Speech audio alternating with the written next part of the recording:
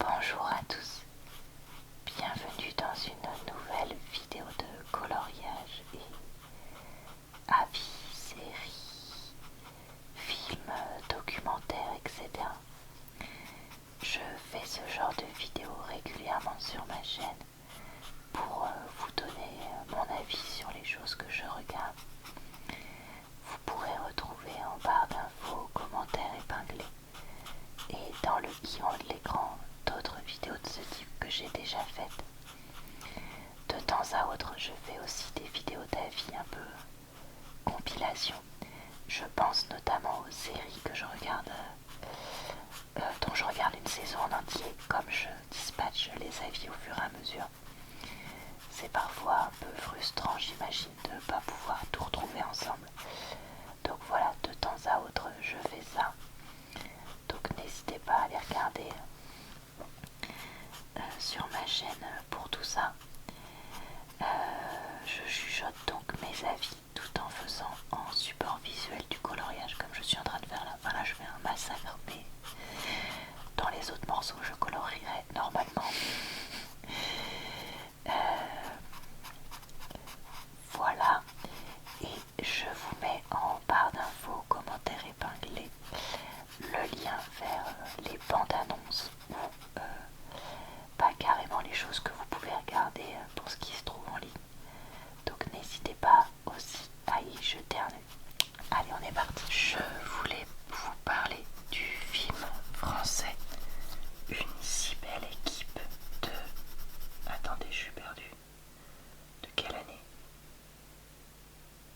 De 2020, pardon.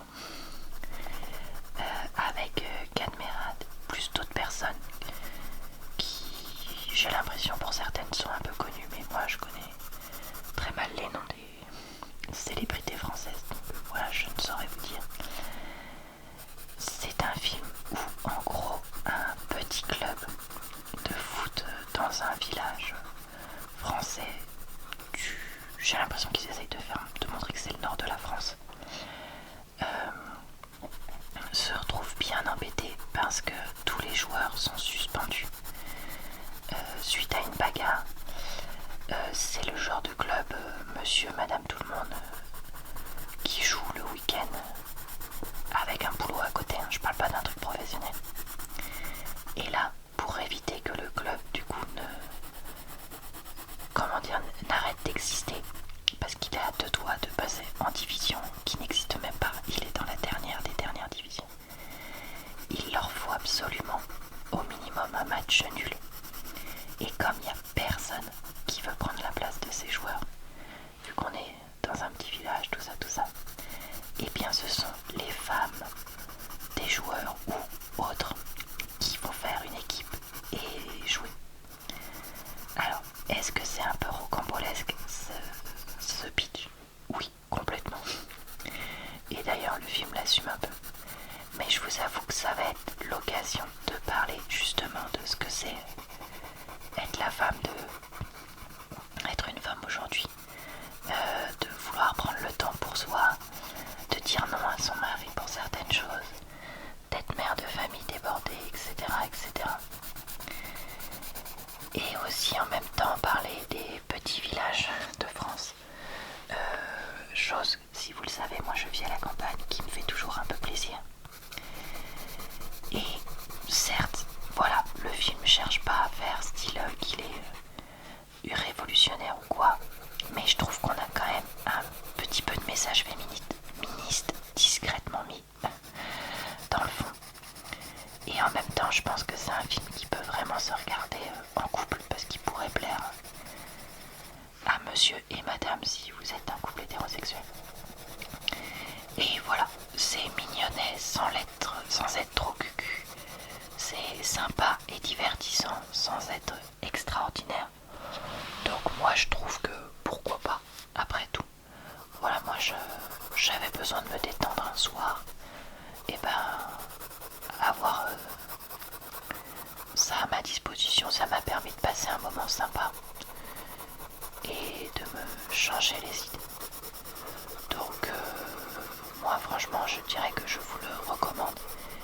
Et moi qui n'ai pas toujours le réflexe de celui-là je trouve qu'il vaut quand même le coup, tout simplement. J'ai regardé le documentaire Arte, les crises climatiques ont-elles du bon, de leur série 42, la réponse à tout.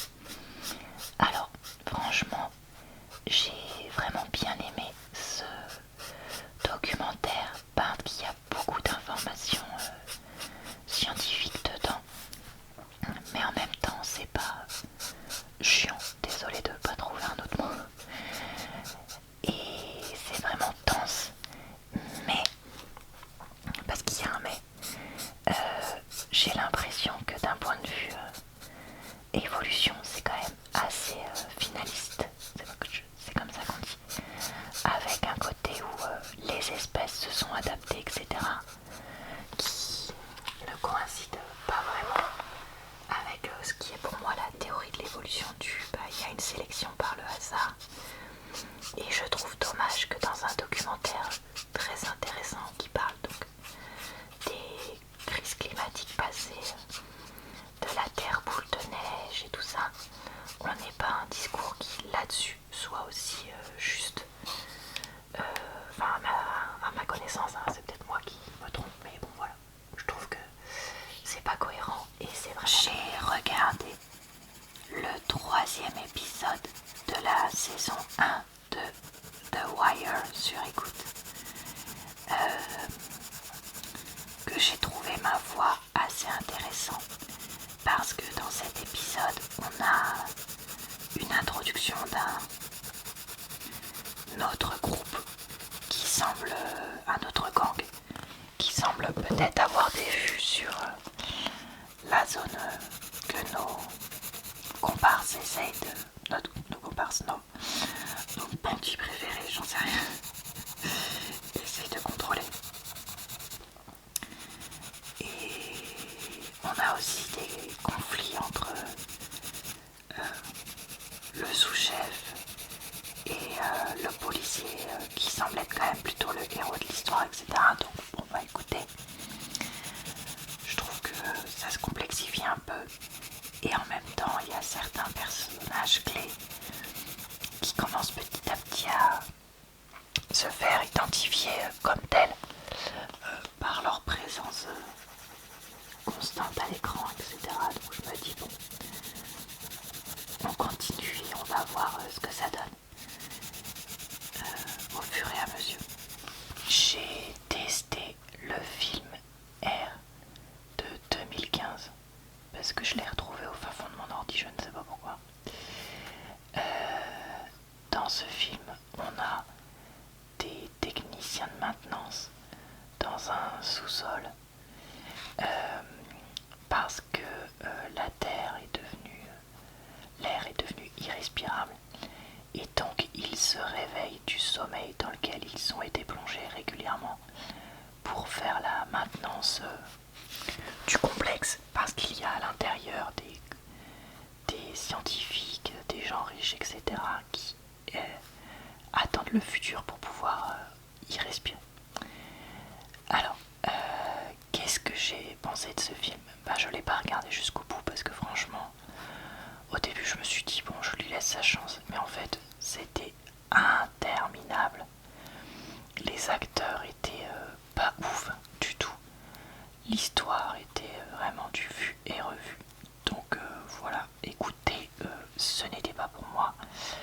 Si vous êtes fan du genre, peut-être que ce sera pour vous.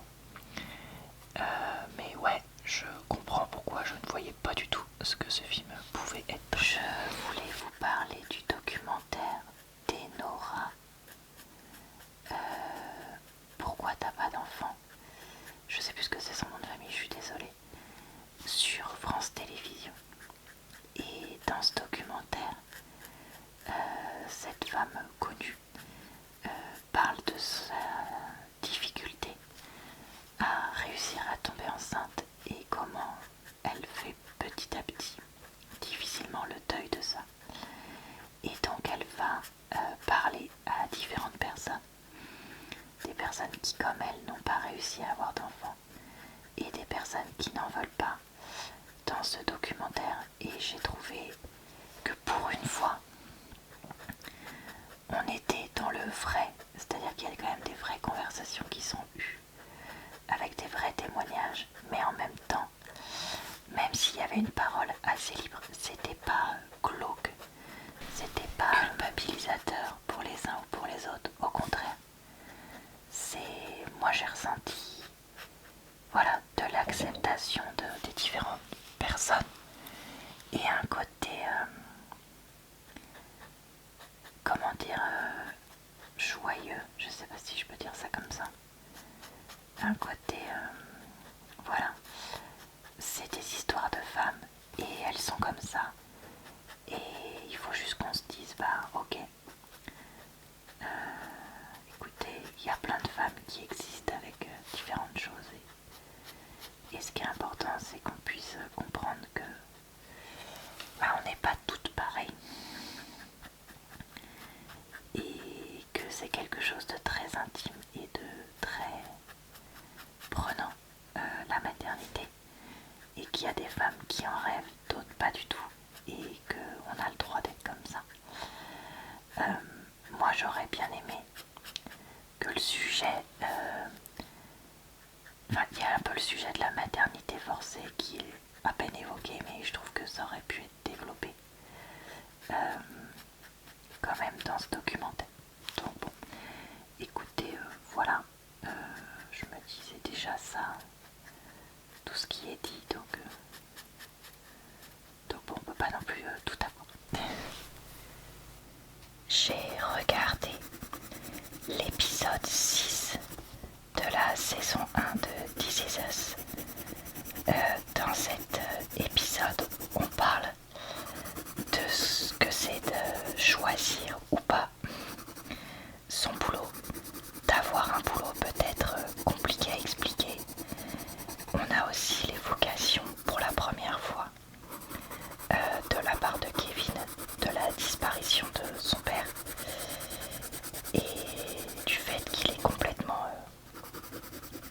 enfoui le deuil que ça ait provoqué. On a aussi la question du côté génétique peut-être de certaines prédispositions, de la différence dans une fratrie des enfants surdoués, même si c'est pas dit comme ça, enfin, etc., etc. Donc voilà. Et bah écoutez, franchement c'est un épisode qui m'a plutôt plu. Je me suis pas vraiment ennuyée, il y avait pas mal de choses mais qui étaient intéressantes, donc j'ai hâte de continuer.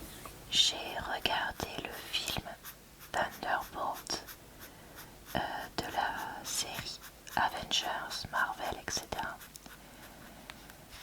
Dans ce film, on a donc un groupe de semi-super-héros, on va dire. Pas forcément hyper fort, pas forcément hyper cool, ou bien accepté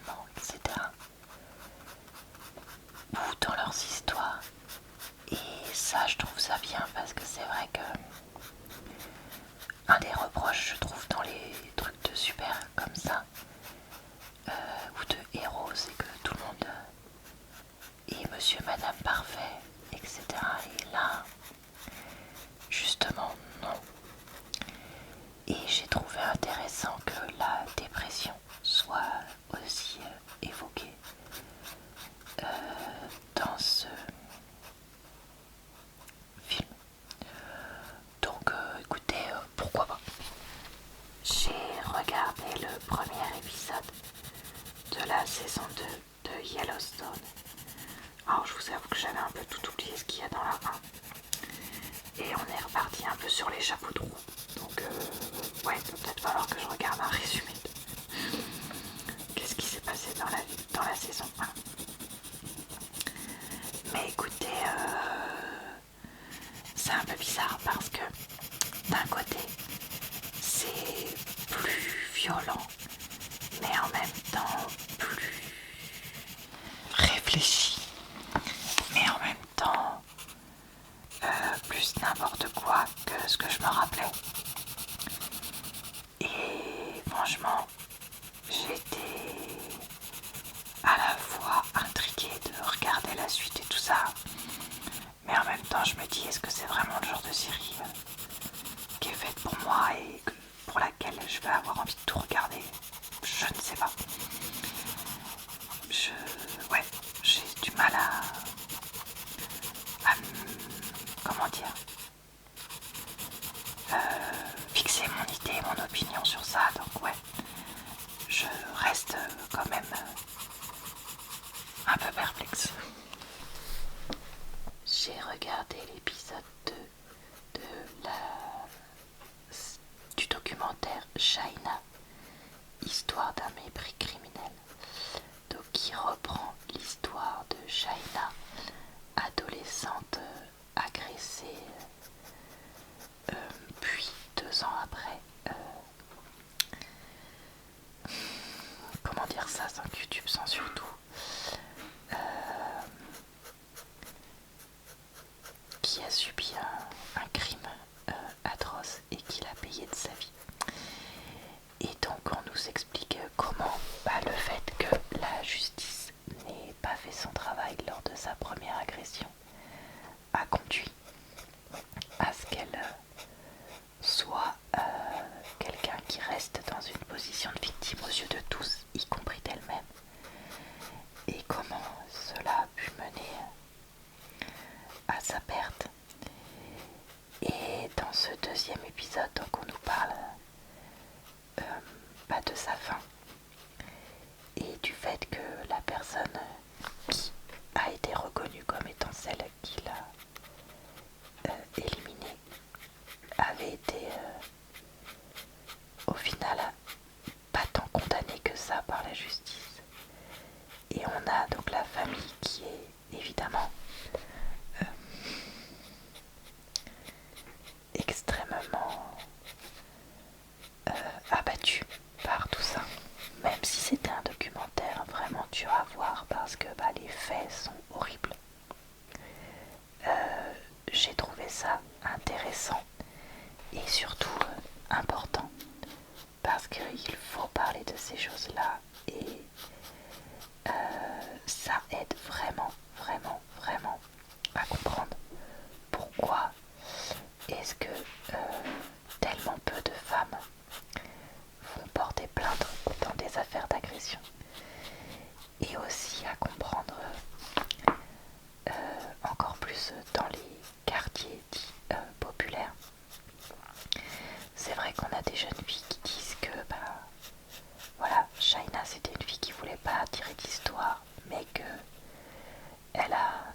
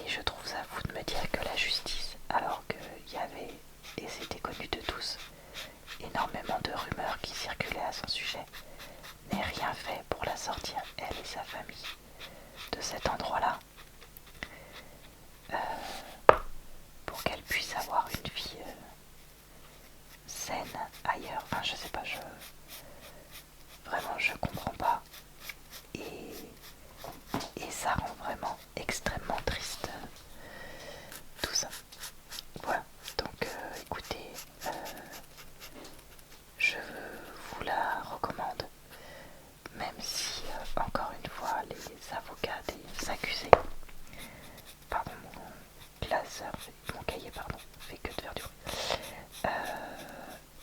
me donnait envie de sortir de mes gonds. Très honnêtement,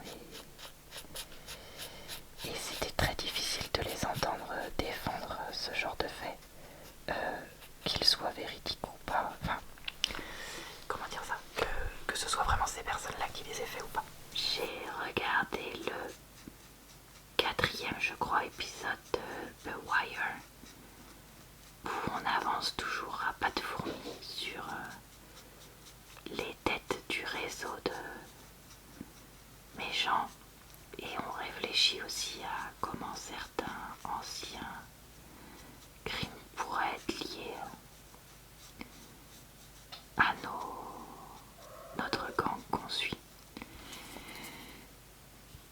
J'ai moyennement aimé cet épisode parce que la fin, je l'ai trouvé vraiment très caricaturale. Alors c'est là qu'on voit que le film n'importe quoi, la série a plus de 20 ans, parce que ouais, il y a certaines choses qui sont montrées qui passeraient plus du tout aujourd'hui. Bon, comment est-ce que ça va... Ah mince, j'ai déjà pris du gris là. Comment est-ce que ça va évoluer sur la suite, je sais pas. Mais j'espère qu'on va pas avoir trop de scènes comme ça, parce que franchement, j'ai pas du tout aimé. Après, il y avait aussi l'évocation de la séparation, si je dis pas de bêtises, du flic principal, et c'est vrai que bon, ça peut être intéressant pour l'époque, mais depuis ça a été fait 1 milliard de fois, donc bon. J'ai regardé le documentaire Arte Vivre sans travailler. Alors c'est la série qui s'appelle Trax de documentaire, je connaissais pas trop, et en fait c'est un documentaire où il y a des extraits de films ou d'autres documentaires, etc. Et c'est vrai que c'était assez original et moi j'ai bien aimé. Donc dans ce documentaire on se pose différentes questions. Déjà, est-ce que l'humain peut vivre sans travailler? Pourquoi on attache autant de valeur au travail? Quel futur ou quelles alternatives sont possibles, etc. Et pour ça, donc on va avoir différentes choses. Déjà, on a la différence entre travailler, enfin, ne pas travailler et être oisif, et travailler d'une autre façon. On a la question du est-ce que, comme je disais, on peut vivre sans travailler et s'ennuyer. On a aussi la question de la rétribution du travail. On a comment il s'appelle ça, le tudéisme, les mecs qui vénèrent le film, je crois qu'il s'appelle The Big Lebowski, je crois que c'est ça. On a aussi les communautés de vie où donc tu travailles un certain nombre d'heures par semaine pour la communauté, et ça peut être tout, ou tu peux aussi avoir un boulot à mi-temps à côté ou un truc comme ça, etc. etc. Déjà j'ai bien aimé dans ce documentaire qu'on parle du fait que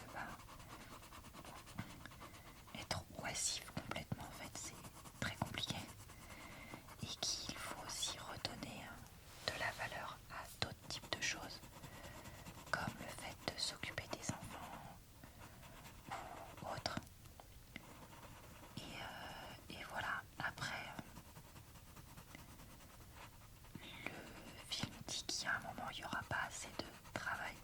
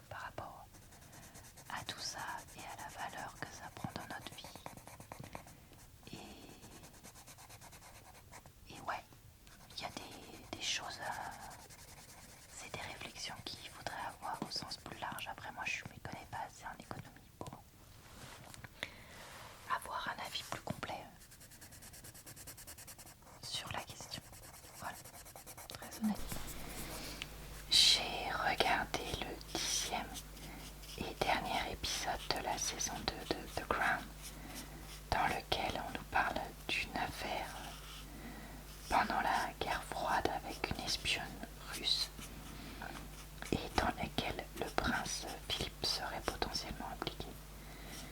Et on nous reparle des potentielles tromperies de Philippe. Alors, je vous avoue que j'ai trouvé cet épisode un peu lourd, dans le sens franchement un peu pénible à regarder, parce que c'est vrai que j'ai l'impression que ça nous fait des lustres quand on nous parle de ces potentiels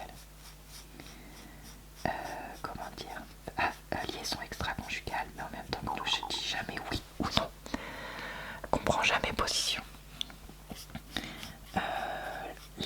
La fin de l'épisode était, ma foi, par contre, assez intéressante. Donc je me demande un petit peu comment ça va faire les prochaines saisons. Surtout que, si je dis pas de bêtises, c'est une autre actrice qui joue Elisabeth pour justement la montrer plus vieillie, etc. Donc bon, écoutez, on verra ça au fur et à mesure pour ça. Est-ce que c'était le meilleur épisode de fin de saison? Non. Mais est-ce que c'était